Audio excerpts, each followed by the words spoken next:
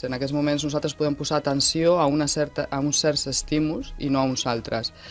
És a dir, que nosaltres filtrem, i filtrem cadascú d'una manera diferent, i aquest filtre diferent que fem cadascú és una mica el que intenta estudiar la programació neurolingüística, no? Perquè uns filtrem d'una manera o una altra, vull dir, hi ha 3 blocs importants dintre del filtre i, bueno, i allà hi ha coses que són les que es van estudiant i on es van aplicant les tècniques, les diverses tècniques.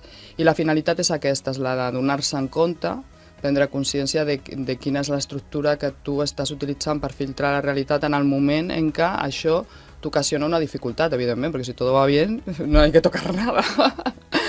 Però quan un està en un moment de dificultat, quan un està en un moment que té emocions angoixants, quan un té respostes que no són les que vol donar a la vida o en una situació concreta i es planteja que vol canviar-ho, i evidentment es pot canviar, ja fa uns quants anys que la ciència ha demostrat que no estem determinats, estem només condicionats.